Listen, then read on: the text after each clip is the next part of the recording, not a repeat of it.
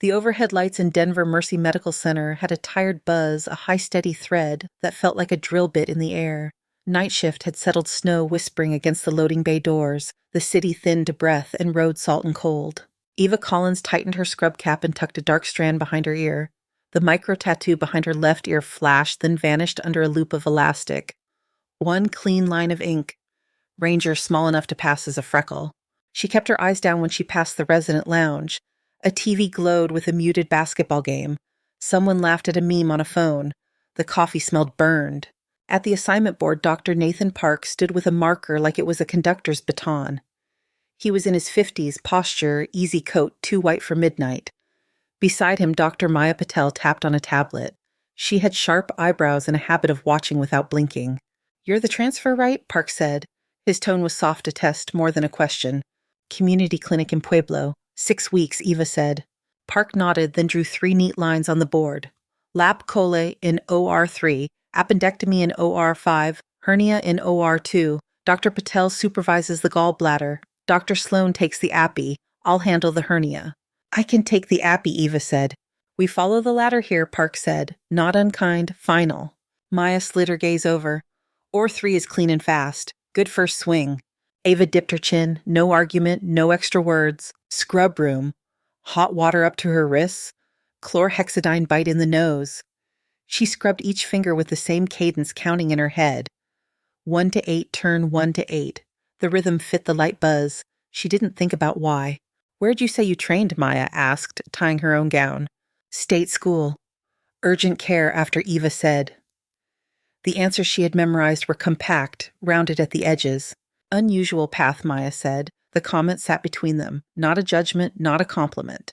Eva flicked water from her hands and dried. She tied her gown, snapped her gloves.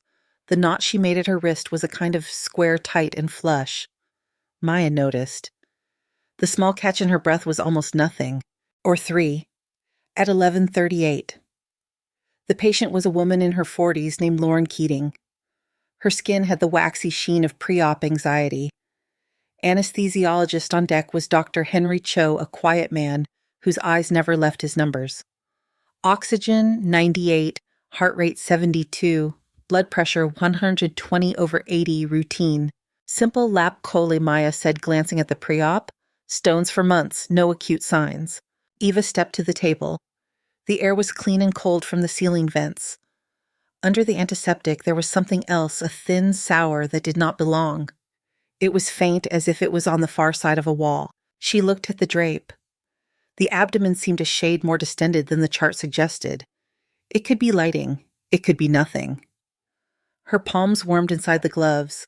"Dr. Patel," Eva said, "I want a CT with contrast before we cut." Maya looked up. Imaging 4 hours ago was fine. "I know," Eva said. "Her belly looks tight. There's a smell." "Vitals are normal," Cho said, not looking up. Maya leaned close over the drape, her nose just above the blue line. "I don't smell anything." "It is there," Eva said. She kept her voice level. "High side of normal white count. Subtle fever. I think we are behind the curve." Maya scanned the labs again. White count at 11. Temp 99.2, not dispositive. "Call Dr. Park," Eva said. Maya hesitated. She hit the wall phone and paged. 3 minutes later, Park slid through the doors, cap on mask, down around his neck, forehead, shining from his own prep work. "What is the holdup?" He said, mild irritation like a crease in the sheet. "Dr. Collins wants to delay for us, CT," Maya said. "Why?" Park said. Eva stuck to the minimum. Distension greater than expected. Faint odor. Concern for early peritonitis. Based on a smell, Park said. "Yes," Eva said. He looked at the monitors, then at the abdomen, then back to Eva. "She is stable, the scans are clean, we proceed." "Sir," Eva said. She kept her eyes neutral. "That is enough," Park said. He nodded at Maya. "Start the case. Dr. Collins assist." The room rebalanced itself. Maya lifted the scalpel. A small incision for the trocar. The camera went in. The screen bloomed with the pale geography of the abdomen. For a few seconds, the view was textbook. Smooth peritoneal shimmer, a gallbladder like a small pear. Maya adjusted the angle. The gallbladder slid into frame. It was not pear green. It was black at the edges and leaking. Pus had found the spaces a camera could miss. The peritoneum was filmed with a gray sheen. In the suction line there was a note that did not belong. Thick, Sick. Maya's breath hitched. Oh, convert now, Eva said. I should page Dr. Park, Maya said. There is no time, Eva said. Look at that spread. Cho's voice rose by a shade. BP 100/60, heart rate 95. Start piperacillin, tazobactam, and vancomycin, Eva said. 2 units O negative on hold. I need authorization, Cho said. You have it, Eva said. She already had the larger scalpel in her hand. When she cut it was smooth and conservative, as if the blade knew the route. She opened fascia, then muscle, suction light, the smell lifted sharp now, undeniable. Maya held her retractors. Her hands were steady but slower than usual. How fast did this move, she said under her breath. Fast, Eva said, or it was hiding. Where did you learn that stitch, Maya said, watching as Eva clamped a bleeder and laid an interrupted mattress suture that bit deep and held without strangling tissue. The knot sat low like a pebble sunk in sand. In school, Eva said. Maya did not answer. She watched the next 3 knots and the way the forceps sat in Eva's hand as if sized for her fingers alone. The gallbladder came loose in one fluid motion, heavy and broken, into the basin. Eva, irrigated, followed the line of the hepatic flexure with her eyes, found a pinhole weep and set to work. Stitch tie cut. The suction cleared the field and with it the rising panic. Cho's numbers crept back into the green. BP 110/70, heart rate 88, Cho said.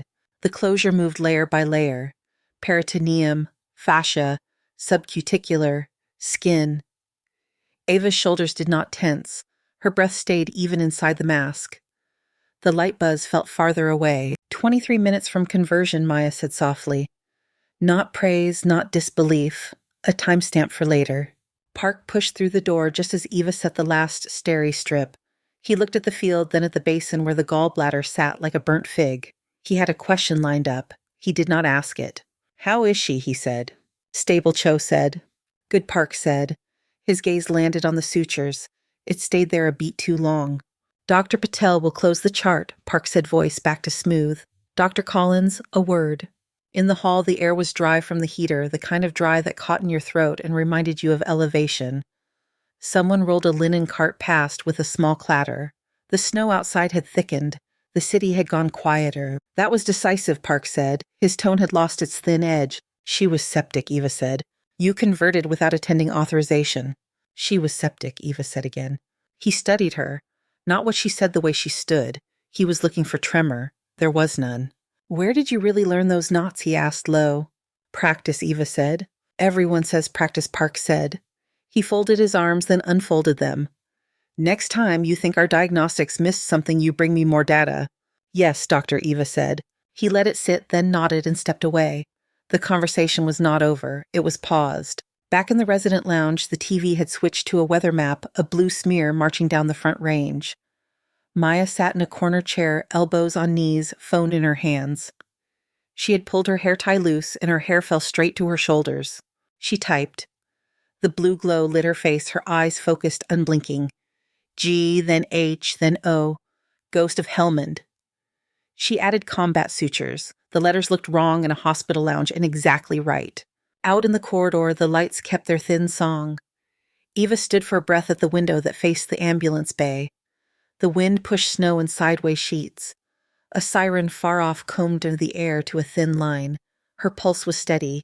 She could still taste a bitter smudge of antiseptic at the back of her throat. She could still hear thread sliding through tissue like a zipper.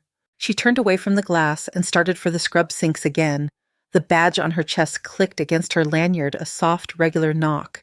In the lounge behind her, Maya's search results began to populate the screen. The building hummed. The night did not lighten.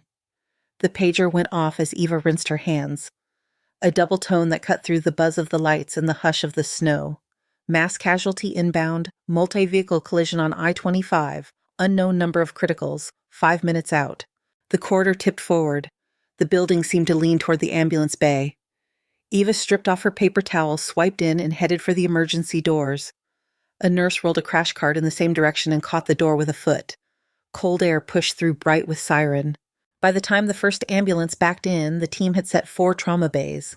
Dr. Quinn Sloan stood at the triage board with a marker and a tight jaw.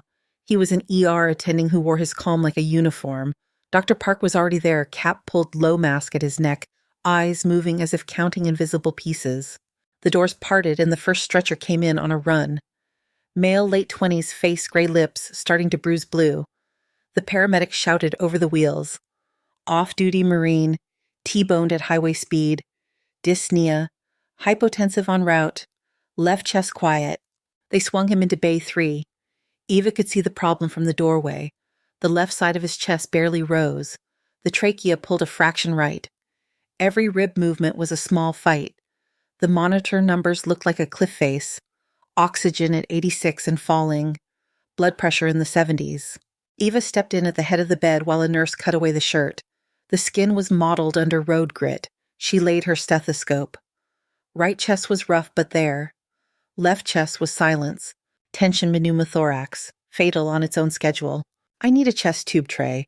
32 French, betadine. Lidocaine, she said. Her voice was quiet, but it filled the space. Sloane looked up from the board and took in the scene in a glance. Do it. I am supervising from here, he said from 2 bays away. He did not move because 2 more stretchers rolled in with blood on the floor. A nurse named Jade dropped the tray on the stand. Eva marked the 5th intercostal space at the mid-axillary line with a gloved finger, felt the shape of the ribs. Under the skin, felt the places where the cartilage gave a millimeter. She cleaned the site in widening circles that stained the skin orange. She injected lidocaine with a slow hand-weighted account, then took the scalpel. The cut was small, the depth confident. She used the tip of a curved clamp to push through the muscle layers, felt the last resistance give like wet paper, and then her finger went in to confirm. There was pressure, then a sudden cold rush across her knuckle as trapped air found the exit. A deep exhale that whistled through the incision. The patient pulled a breath that sounded like a body remembering how. She guided the tube along her finger into the pleural space, advanced it to its mark, secured it with sutures that sat low and neat. The drainage system filled with air and a thin seam of red. The monitor lifted. 89, 93, 96. The blue left his mouth. Portable X-ray to confirm, she said.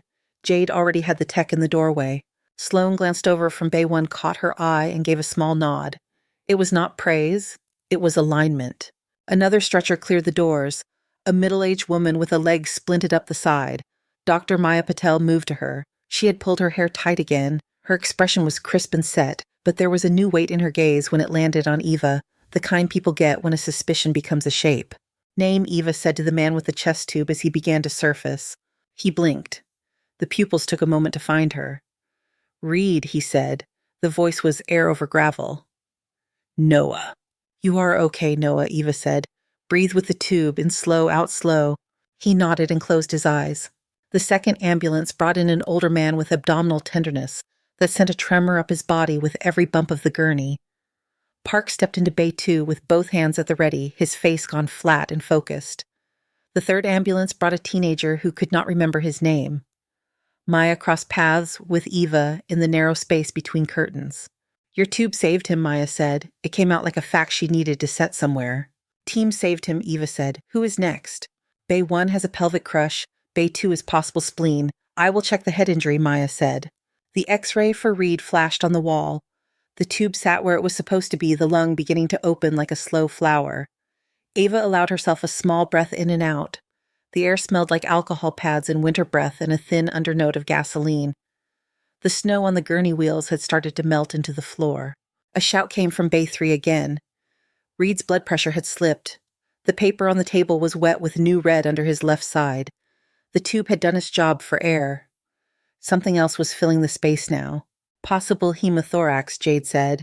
She had a hand on the drainage chamber. The fluid level climbed too fast. Park stepped in from Bay 2 as if pulled by a string. He looked once, then called for a thoracotomy tray. He had a speed that did not feel rushed, hands already moving toward a position Mira, the scrub tech, set for him. The skin opened in a long curve under the nipple line. The rib spreader creaked a small animal sound as it widened. The smell in the room turned heavy with iron. Bleeder hiding, Park said. They were losing line of sight in blood. Eva took the far side and suctioned in a pattern instead of a circle, clearing not just the pool, but the tracks that led into it. She watched the way fresh red appeared, the direction it traveled, the slope of the chest wall, the flicker of the diaphragm at the bottom of the field. Patterns told stories when you let them. It is not one, she said. It is 3 small vessels. Along the posterior chest wall, intercostal branches and a small branch near the internal mammary. The rebar at the crash site would act like fragment. The bleed tracks here and here. Park glanced up at her. "How do you know there was rebar?" he said. "The paramedic said it on entry," Eva said. She had actually heard it without knowing she did. She put a finger on the first target and Park clamped it.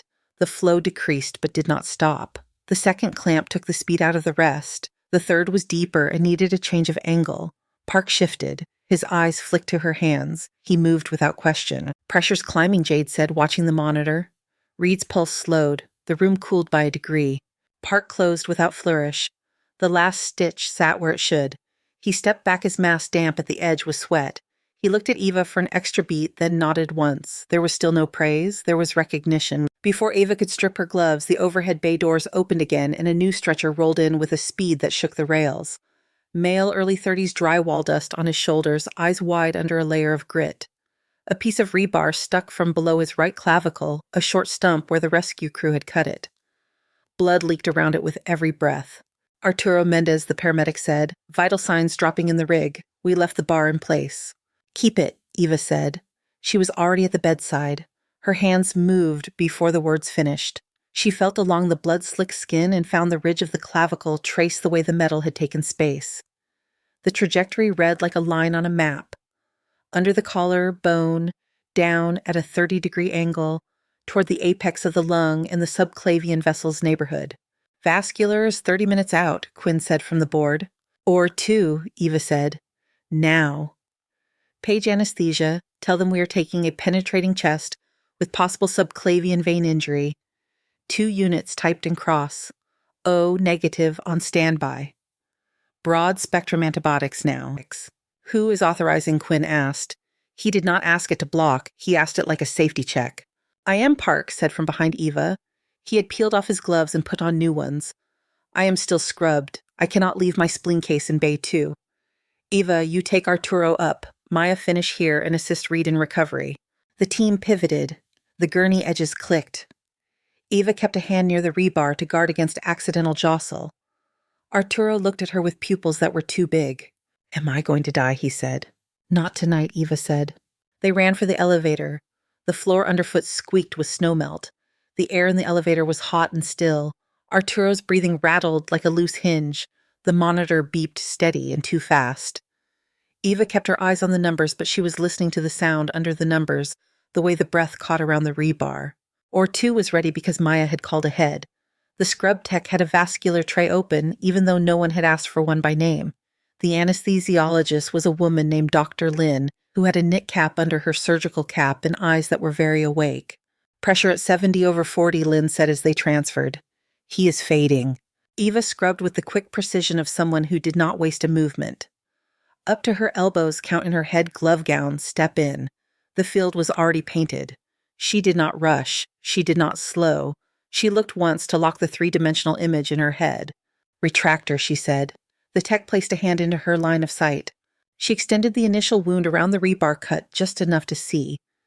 She used traction and counter-traction to open the path without tearing. The subclavian artery sat like a bright cord that did not want to be touched. The vein flowed dark where it should not. It had a tear that wept then spilled with any pressure. "Clamp ready," Eva said. She held the rebar with both hands. She felt its weight. She pulled with a steady line, not up, not down, just along the route it had already made. The metal slid free with a wet scrape. Blood filled the field as if someone had cut a hose. Her left hand was already pressing where the vein tore. Her fingers felt the pulse under the artery and avoided it. "Clamp," she said. The tech put metal into her right hand without looking. The clamp landed where her finger had been. The flow slowed, then stopped. "SpO2 90, Lynn said, pressure rising to 85. The lung apex had a small nick that lifted and leaked with each breath. Eva took the fine forceps and placed a simple figure of 8 suture that closed it clean. She returned to the vein, assessed the edges, and began the repair. Her hands moved in a rhythm that matched the light buzz and the soft thump of the vent. Stitch, tie, cut. Each knot sat down and stayed. It took 11 minutes to make the hole whole. She irrigated until the saline ran clear. She checked every place blood liked to hide. Nothing else slipped. Arturo's color improved to a warmer shade. The monitor softened. "Pressure 96/54, Lynn said. "Heart rate slowing. He is stabilizing." Eva let her shoulders drop a fraction. She closed in layers. The last stitch sat flush and flat. She stripped her gloves and stepped back. "I'm going to check on Reed," she said. In the hallway outside the OR, the heater hummed. The air was dry and smelled faintly like plastic wrap and oranges from a nurse's break room down the hall. Eva rounded the corner toward the stairwell because it was faster than the elevator. A man stood at the end of the hall near the observation windows for the operating suites. Mid-40s, close-cropped hair, back straight without trying. His hands were in the pockets of a uniform jacket that had seen more than one winter. He had the look of someone who had spent a lot of nights awake because there was no choice. He looked at Eva's face, and something in his expression shifted. Recognition, then relief, then the careful way people arrange their features when a memory hits too hard. He took out his phone and glanced at the screen, then back at her. "That is her," he said softly. He was not talking to anyone in particular. A unit clerk at the desk looked up. "Sir," she said. He turned the phone so the clerk could see a photo. A tent. People in scrubs with dust on their faces. A woman at the center with a smear of blood on her cheek and a gaze like a horizon line. "Name," the clerk said. "Staff Sergeant Cole Briggs," he said. "She saved my life in Helmand. The name she's using is not the one I knew." The clerk's eyes flicked from the photo to Eva's badge and back. She picked up a phone. Her voice stayed even when she spoke. "Operator," she said, "please notify security. There is a visitor requesting to verify the identity of a resident physician and call the main desk. We may need to alert administration." Down in the emergency department, the loudspeaker cracked and popped. The building drew a collective breath. The voice that followed was clear and free of any tilt. "Attention. Security to the main lobby. Federal agents at reception requesting to speak with hospital administration." The lights kept their thin song. The snow kept its quiet on the glass. Eva's badge tapped once against the lanyard, a small patient knock that did not stop. She turned toward the stairs. Park's office smelled like old paper and stale coffee. A radiator ticked in the corner. Melted snow bled from the treads of his clogs onto the mat. He stood behind the desk, not sitting hands on the back of a chair, as if he meant to keep it from moving. Two people waited. A woman in a dark suit who carried her posture like another set of tools. A younger man with a straight back and a haircut that looked recent. Agents Naomi Hart and Leo Wynn Park said. His voice had no rise to it. "They asked for administration. I asked them to start here." Hart looked at Eva with a gaze that did not poke. It weighed. "Dr. Collins," she said, "we are here on a federal follow-up regarding identity verification. This is not a custodial interview. You are not under arrest." Wynn set a tablet on the desk. Its glass caught the light and threw it back. Facial recognition flagged a match to a defense database, he said. "Routine sweep. Your discharge paperwork shows as incomplete in one system. We need to close the loop." Park's eyes went to Eva and stayed there. He did not speak for her. Eva kept her hands at her sides. She could feel a film of scrub soap on her skin where the water had dried. "What name did the system produce?" she said. Captain Evelyn Shaw Hart said, "Special Operations Medic, 4 tours. Portions of the record are sealed, portions are not." Silence pulled the radiator tick a little closer. Snow squeaked on the window like a finger on glass. "We brought the forms to finish what should have been finished 2 years ago," Hart said. "We also need to verify you are not compromised." Park's head shifted a fraction. "She has been here 6 weeks. She has passed every background check we have." "This is procedural," Hart said. She kept her focus on Eva. "What happened at Forward Operating Base Jackson in Helmand Province?" "After the mortars. I would like to hear it from you." Eva could taste cordite that was not in the room, a smell made of dust and blood and heat. She watched her own breath in the cold of a tent that was not here. The tarp roof slapped the air with each concussion. Gloved hands slipped on metal. A child cried 2 cots away, then did not. "I had 2 Rangers open on the table," she said. The words came slow as if they were wrapped. "Both would die if I stopped. 6 local children were brought into the tent. Shrapnel. The medics triaged me because there was no other place. I finished the surgeries I had started. I moved to the children. I saved 2. Park's throat worked. He did not look away. 4 died, Eva said. She did not fill the air with anything around it. Hart turned the tablet toward Eva. The file on the screen was a scan of a record that had once been stamped in red. Names painted black in blocks. "This was declassified 6 months ago," Hart said. "An interpreter on base supplied grid coordinates to the enemy. The mortar team targeted your tent." Eva's eyes read without moving. Lines of type, phrases in a tone that belonged to after-action reports.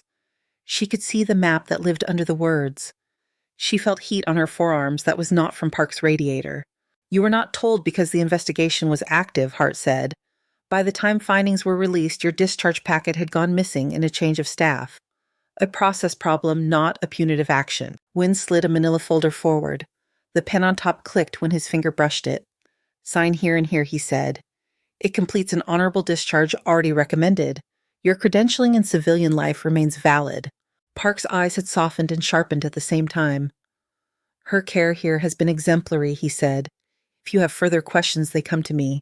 Hart nodded once. There is also an invitation from Department of Defense to consult on trauma training, she said. No obligation. Information only. Eva looked at the line that waited for a signature.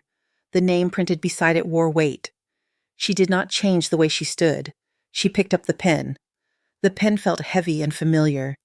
She signed Evelyn Shaw. The ink made a sound like a short breath. Wynne gathered the pages. Thank you, he said. Hart closed the tablet. We will clear your status today, she said. If you wish to discuss the training program later, my card is in the folder. Park walked them to the door with the politeness of someone walking in a place where the floor might not hold. When they left, he stayed with his hand on the knob for 1 second more, then turned back. How long were you going to wait to tell me, he said. As long as I could, Eva said. There was no weight on her voice. There was no defense in it. The overhead speaker cracked once and found its tone. The air in the office tilted. Mass casualty event, the voice said. Crane collapse at Union Station East. Multiple critical, ETA 6 minutes. All available trauma staff report. Park's posture changed by inches. Decisions landed in it. We go, he said. The ER felt like a storm system made of people. Sirens braided outside the doors. Concrete dust came in on coats and settled in the throat. The triage board filled with names and shorthand. Dr. Sloan stood at the center with a marker in one hand and his phone in the other. He gave orders in a voice that did not rise. Nurses peeled off to bays with carts and tubing over their arms like coils of rope. Bay 1 for crushed chest, Sloan said. Bay 2 for open abdomen. Bay 3 for penetrating torso. Bay 4 holds for asphyxia. Park take the belly. Patel head trauma. Collins Bay 3. I will float. Eva walked backward into Bay 3 while the stretcher rolled in forward. The patient was a young laborer with drywall dust in his beard and an iron smell that got ahead of him. A length of rebar protruded under his left pectoral with a rubber cap taped over the end by fire rescue. His breaths came in short stacks. I am keeping the bar where it is, Eva said. She had a hand on his shoulder so he could see her eyes. Name. Carlos, he said. The syllables went thin. Lopez. Carlos, look at me, Eva said. We are going to take care of you. His blood pressure dropped in front of them like a step down. 78. 70. His skin took on a damp sheen. Type and cross, Eva said. 2 units O negative to the room. Anticipate venous repair. Quinn, I need priority OR. Sloan looked at the board. OR 2 is open. Park cannot break from Bay 2. You have it. Lynn is on anesthesia. They ran for the elevator again. Eva's hand kept the rebar steady through the bumps. Carlos stared at the ceiling tiles as if they had something to tell him. The elevator clicked and climbed. The heater hummed. Eva walked through the plan in her head. She did not speak it out loud. They transferred and draped with speed that did not skip steps. Lynn's eyes flicked to the monitor and back. Pressure 68, she said. Retractor, Eva said. The tech placed metal where it needed to be. The skin opened in a line that matched the path of the wound. She spread without tearing, saw the artery flash bright at the top of the field, and the vein below it that leaked a constant dark. The angle of the rebar had missed the worst by a shade. It had not missed the next. She placed fingers felt pulse. She steadied the metal with the other hand and drew it back along its own path. The field flooded. Her left hand replaced the hole. Clamp, she said. The clamp sat like a steel thumb. The flow slowed. The space made sense again. She repaired the tear with stitches that lay quiet and sure. Lynn called out numbers that stepped up to a safer hill. 92/50. Heart rate under 100. The small nick in the lung lifted and closed with a figure of 8. She irrigated and watched for movement where there should be none. The rest held. Closely and said relief at the edges of the word. He is there. Eva finished the last knot and stripped her gloves. She could feel her own pulse in the tips of her fingers without touching them. The ink of her signature lived still in the muscles of her hand. She took the stairs down 2 at a time. The ER had thickened. The air carried a taste of concrete. Snow melted on boots and ran in lines under rivets of the floor plates. An alarm barked and hushed. Voices braided. Bay 3 for Reed had a curtain half open. Jade stood at the foot with a hand on the monitor. Reed lay pale and still beneath a warm blanket. His tube sat where it had been placed. His pressures had slid again, not the air this time. The slow pull of blood into spaces it desired. "We are not keeping up," Jade said. The drainage bottle filled a finger width in the time it took to look at it and look back. "Call Park," Eva said. "He is open in Bay 2, Jade said. "He cannot leave." Eva moved to Reed's side and touched the chest just above the scar where Park had been. The skin was warm, the breath sounds were uneven. She felt along the line of the ribs with gentleness because the bones were not kind right now. "We open at the bedside," she said. Jade already had the tray. The room pivoted toward it. The lights felt brighter. The beeping had a higher shape. Eva cut along the old line layer by layer. The smell of iron rose again. She placed the rib spreader. The click of it opening was small and insistent. She lifted, bleeding with suction in lines, not puddles, and watched for where the fresh red came from. "There," she said. A posterior intercostal artery that had let go under a cracked rib. The angle had hit it before. It did not hide now. She clamped. The field changed shape. She scanned again and found a second. It lay deeper. Her hand went around Park's earlier work without disturbing it. She clamped that one too. The third was near the diaphragm. A shallow pool had hidden a thin stream. She cleared the water from the glass. She tied what she found. "Pressure 60 to 70 over 40, Jade said, climbing. The room eased by 1 notch. Reed's color came up a quarter shade. His lips looked less like stone. Eva closed with care. The last stitch sat in a place that matched the first. She stepped back. Her fingers were red along the nail beds where the gloves had been. Her breath went in and out and stayed even. She pulled her eyes up and out of the tunnel of the field and took in the room again. A shadow fell across the curtain. A man stood at the edge with his cap in his hands. Close-cropped hair, shoulders that knew rucks. He had been in the hall earlier with the photo. "Staff Sergeant Briggs," he said. He used the voice people reserve for churches and graves. His eyes did not leave her face. "Captain Shaw." The syllables landed and did not move. Jade looked from him to Eva and back again. No one corrected him. Eva wiped her palms on a towel she did not need. "Sergeant," she said. He nodded as if he had received an order and would carry it. "You saved my life in Helmand," he said. "I have not forgotten your face." Park appeared at the bay door, gloves already off eyes, finding Reed's numbers first, then finding Eva. He took in Briggs, took in the towel in Eva's hand, took in the sutures that looked like they had been there since morning. "We are going to have a conversation," Park said. It was not a threat. It was a promise that sat level. The overhead speaker popped again and found a flat tone. "Ambulances arriving from Union Station East. 3 minutes. Sloane's voice rose from the board without rising in volume. "We reset," he said. "Positions."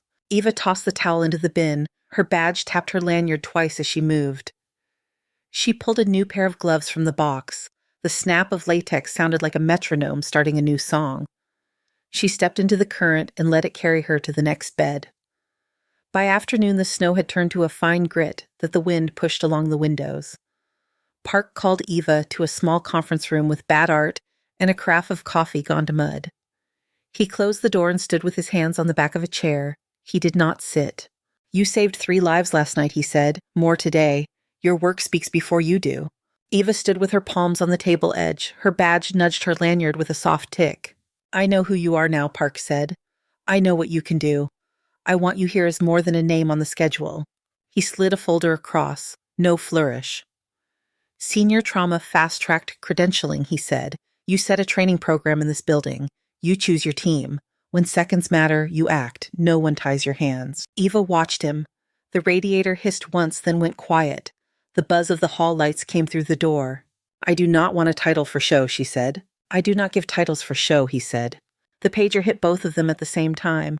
A double tone and then a text that clipped the air. "Cardiology consult to 7C. Chest pain. Unstable. Resident requesting trauma eyes." Park's mouth flattened. "Go," he said. 7th floor smelled like lemon cleaner and warm plastic. A nurse at the desk pointed them down the hall. A small knot of people stood outside a room. Voices were low and tight. Inside, a man in his late 40s sat hunched, one hand at his chest. Sweat dotted his forehead. The monitor showed blood pressure that ran hot and crooked. On the whiteboard, someone had written Michael Torres in a careful hand. A young resident stood with a chart clutched to her chest. Short hair, clear eyes, a name badge that read Andrea Cho. A cardiology attending stood with his arms folded. Dr. Leonard Hale. Silver at the temples, confidence that fit him like a tailored coat. Dr. Hale Park said, "What do we have?" "Anxiety with hypertension," Hale said. "Diffuse chest pain, no ST changes, lungs are clear. I am ordering anxiolytics and observation." Andrea did not take her eyes off Torres. He described the pain as tearing to the back, she said. Blood pressure is 20 points higher in the right arm. He has a history of uncontrolled hypertension. Hale barely turned his head. "We are not ordering a CT angio for a panic attack." Eva stepped close to Torres and put her stethoscope where the breath meets the bone. She listened. She watched his face. She felt the pulse at each wrist. Right was hard. Left ran lighter. "CTA now," Eva said. "Descending dissection is small until it is not." Hale snapped his gaze to her. "You do not have authority in cardiology." "I have full privileges in this hospital," Eva said. "I am making a request based on clinical suspicion and immediate risk." Hale took a step in. "You are out of line." Park's voice was soft. "Order the scan, Leonard." Hale blinked, his jaw set. "Fine," he said. "When it is negative, you can explain the radiation to his wife." Andrea had already moved. She caught the nurse's eye. "CT now," she said. "Contrast. Call radiology. I will take him down." Torres looked at Eva. "Is it bad?" he said. Each word cost him a small push of breath. "We will find it and fix it," Eva said. "Breathe slow." They moved down the hall as a unit bed rolling IV bag swinging. The elevator took them fast. The scanner room had its own clean cold and a sound like a huge cat purring. Andrea stood at the head of the bed and kept a hand on the rail. She had sweat at her hairline and did not notice it. The images popped up in the reading room. The radiologist leaned forward. The aorta glowed like a river. A thin, dark stripe split the wall in the descending segment. "There it is," he said, "early but there." Andrea exhaled. It felt like the room had been holding its breath with her. They got Torres back to the floor. Hale stood at the door. Andrea met his eyes and did not drop them. "Thoracic surgery is on the way," Eva said. "Blood pressure control now. Keep him still." Hale looked at the scan on the tablet. The color left his face by degrees. He nodded once. He turned to Andrea. The words took him a second. "You were right," he said. "I am sorry I did not listen." Andrea's shoulders dropped a fraction. "Thank you," she said. Eva adjusted the cuff on Torres's left arm. The Velcro made a small sound. "We will keep you safe," she said. Back in the stairwell, Park stopped on a landing and leaned a hand against the wall. He looked at Eva for a long second. "That is what I mean," he said. "When people hesitate, you move, you protect your residents. You do not posture, take the job." Eva wiped her palm on her scrub top where a smear of contrast had marked it. "Yes," she said. "Good," Park said. Relief barely touched his mouth. "I will handle the paper, you handle the work." The ICU had a window that caught the last blue of the day. Reed lay propped with the head of the bed raised a notch. The lines and tubes sat neat and quiet. His color had come back to human. "Hey," he said when Eva came in. His voice was still gravel at the edges. "I remember your eyes. Everything else is a blur." "Eyes are often the last to go," she said. She checked his chest drain. The fluid had slowed to a patient drip. "My wife is 8 months," he said. "She keeps her phone by her face when she sleeps. She sent me a picture this morning. Big belly, bigger smile." He fumbled his phone from the tray with a hand that trembled a little. The lock screen was a woman with dark hair and a curve of joy. Reed watched the image like it was water. "If my heart quit and you stopped too," he said, "she would be alone." Eva tucked the sheet at his hip. "Your heart did not quit for long," she said, "and I do not stop." Jade came in with clean tubing and a soft clatter. Reed closed his eyes and breathed a little easier, like his ribs had let go of a fight. Eva's phone vibrated in her pocket when she stepped into the hall. A photo filled the screen, a newborn with a cap and a small, fierce mouth. A text below it from a number saved as Sophie Reed. "Grace Evelyn Reed, thank you." Eva stood very still. The heater in the ceiling clicked. The smell of hand gel came and went. She typed a short reply. She put the phone away. She let the moment pass through her and kept walking. The board met fast in a corner office that pretended it was a conference room by hanging a whiteboard. Park presented outcomes, not speeches. He showed numbers on a printout. He named names with care. He finished in 5 minutes. The chief of surgery had a smile that showed only top teeth. "We are agreed," she said. "Dr. Shaw, we recognize your experience. Senior trauma surgeon. Full privileges effective now. You will establish a trauma training program on site.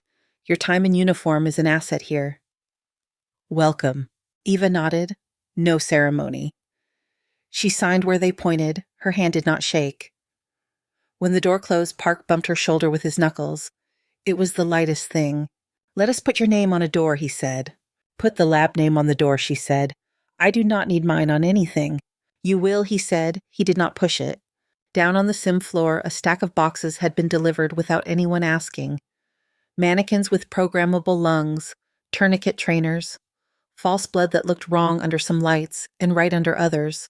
A tech named Ron had already assembled 2 chests with realistic ribs. He turned them on and grinned when the monitors lit green.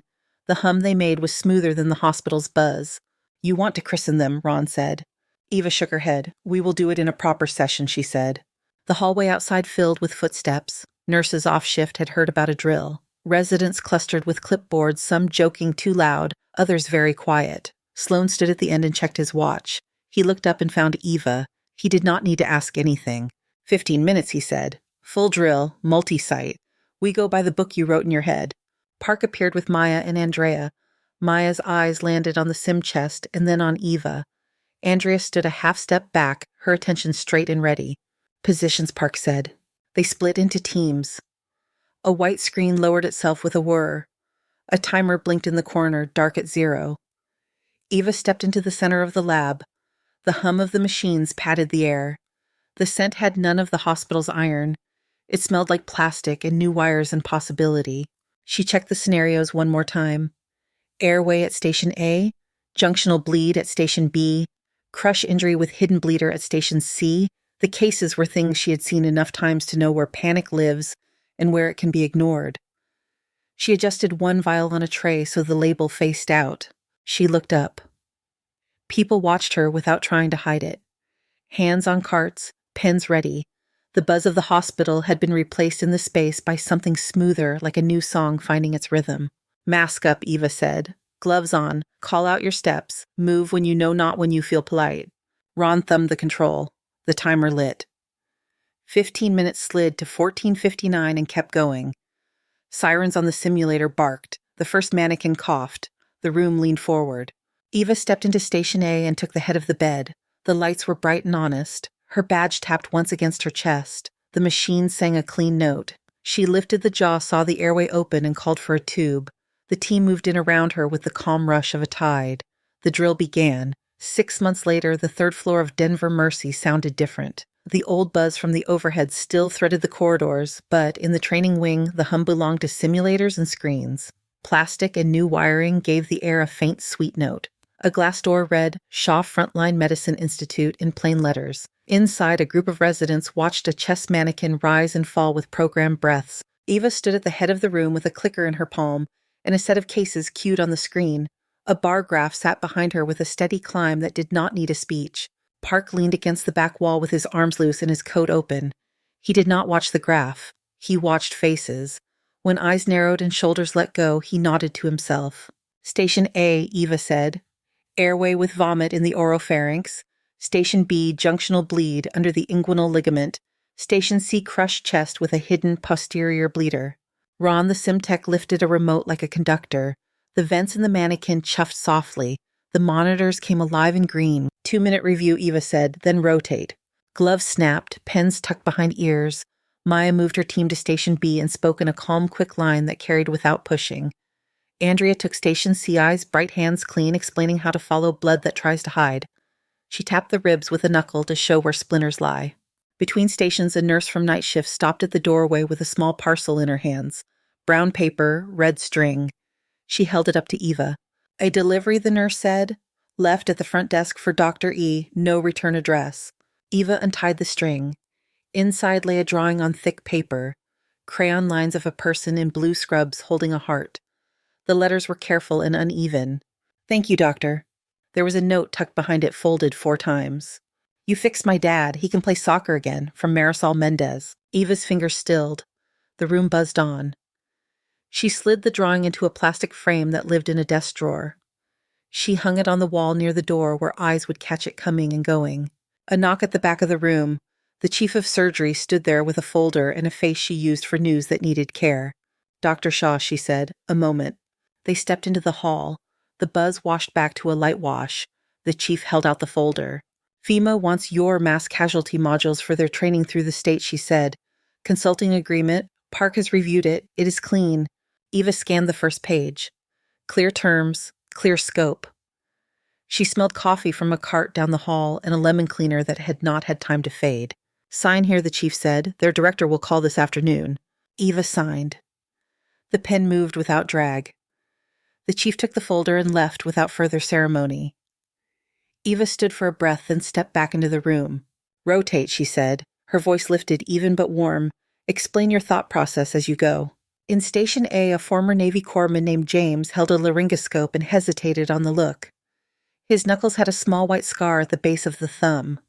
He had spent enough nights under red lenses to know what cold felt like in his fingers. He set his jaw. I keep hearing my old chief in my head, he said, telling me field medicine does not count here. It counts, Eva said. Use what you know, keep the angle low, lift, do not lever. He slid the tube. The breath loops on the monitor rounded in a steady curve. He looked up, surprised at his own hands. Again, she said, muscle memory does not ask permission. Later, in a small conference room with good light and ugly chairs, 10 veterans sat in a loose circle. Coffee in paper cups, cookies on a paper plate nobody touched. The group had started with 3 people and a shared look of relief that someone else understood how noise lives in the body. Now it filled the room. Sarah, a former Army medic with a spiral tattoo at her wrist, spoke with her chin down. I interviewed at County General, she said. The attending said my experience did not translate. I said thank you and left. What do you wish you had said? Eva asked. Sarah swallowed. That I have held pressure on a femoral bleed with a headlamp and a tourniquet made from a belt. That I have run triage with a grocery bag and 3 Sharpies. That I have done more interventions than he has ordered. Call him back, Andrea said from the end of the circle. She sat with her ankles crossed, a notebook open to a blank page. Ask for a second conversation. Say exactly that. Sarah looked at Eva. Do it, Eva said. You can borrow my office if you need a quiet place. A laugh came up the wall and sat there without weight. Someone exhaled as if a strap had loosened. After the meeting, Eva crossed to the ICU. Afternoon light came thin through the blinds. Sleet ticked the window. Reed sat up in bed with a blanket over his legs and a phone in his hand. His hair had started to grow again at the edges where the cap had rubbed. He smiled when he saw her. She is here, he said. He turned the phone, a baby with a serious brow and a small fist. Grace Evelyn. She had a wrinkle that looked like concentration. She looks like a negotiator, Eva said. She looks like she owns me, Reed said. Jade checked a line at the side of the room without interrupting. The drain made only a soft, patient sound. Thank you, Reed said. He did not make it a speech. He put the phone away and held on to the silence that followed as if it was cloth. On her way back to the lab, Eva passed the main lobby. Cole Briggs stood near the windows with a paper cup and his hat in his other hand. He nodded as she came close. I heard about the training center, he said. You built a place where people can practice not freezing. It took a lot of signatures, she said. It takes one person to stand there and say, do it, he said. Some of the kids from Hellman started school this month. A friend sent a picture, uniforms and 2 big backpacks. You saved them from being memories. She absorbed it without letting it tilt her. They stood a moment and watched sleet drag itself down the glass. Back upstairs, Park waited outside the lab with a stack of laminated cards, protocol prompts. He handed them out one by one. He looked at the crayon drawing on the wall and touched the edge of the frame with one finger. Good place for that, he said. It watches the door, Eva said. He pointed to a blank space next to it. We will need more frames, he said. The symposium began at 3. The lecture hall filled with clinicians in jackets still damp at the shoulders. A low energy of questions sat in the room. Eva walked through cases with images on the screen and details held back until they mattered. She did not lecture at the crowd. She spoke to faces. She demonstrated a suture on a piece of foam and tied the knot with a pull that made the line sing. The knot sat flush, no tension marks, as if it had grown there. A trauma nurse from Pueblo asked about field tourniquet conversion. A paramedic from Aurora brought up junctional pressure on a stretcher. A junior surgeon in the third row asked how to stop seeing the mistake before sleep. Eva answered in clean lines and showed with her hands where words stop. When it ended, people did not rush out. They stood in twos and threes and kept talking. Park came down the aisle and stopped at the front on her left. He did not look tired. DOD called, he said. They are happy. Good, Eva said. FEMA asked if we can send a team to a statewide drill next month, he said. I said yes. She nodded. Ron poked his head in. The sim chests are warm, he said. We can run another hour if you want. Let the night team have them, Eva said. They need the feel.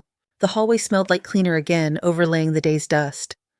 The hum from the sim wing had a steady content tone. The hospital buzz felt softer because of it. In her office, the window showed the foothills blued by distance. 3 photographs sat on the shelf. A tent in Helmand with dust on every face. A line of residents around a mannequin, their eyes pointed in the same direction. A printed picture Reed had left that morning. Grace asleep on his chest, his hand shielding the small of her back. Her phone vibrated once and stopped. A text from an unknown number appeared. This is Paul Morrison. You sewed me up in Helmand. Twins turned 5, thank you. Eva typed a reply that fit the screen without scrolling. She set the phone down. She breathed in and felt the dry air catch a little high in her chest, the familiar altitude reminder. She breathed out and let the catch ease. The intercom clicked. The tone that followed belonged to the ER. The words wrote on it in a calm voice that did not shake. Trauma team to Bay 2. Incoming adult male penetrating chest 5 minutes. Eve stood. The badge on her lanyard tapped once, then again as she moved. In the lab, monitors kept their even song. In the hall, the older buzz kept its thin thread. She scrubbed at the sink without looking at the clock. Up to the wrists, between the fingers, count in her head, 1 to 8, turn 1 to 8. She pulled gloves from the box. They snapped home. The doors opened to the corridor, and the cold found her face for a second before the warmth reclaimed it. The air smelled like metal and winter and new wiring. She set her shoulders and walked toward the sound. Thank you so much for listening to today's story. If this story resonated with you or made you reflect, I'd love to hear your thoughts, so feel free to share them in the comments below. And don't forget to subscribe, and hit the notification bell so you won't miss the next story.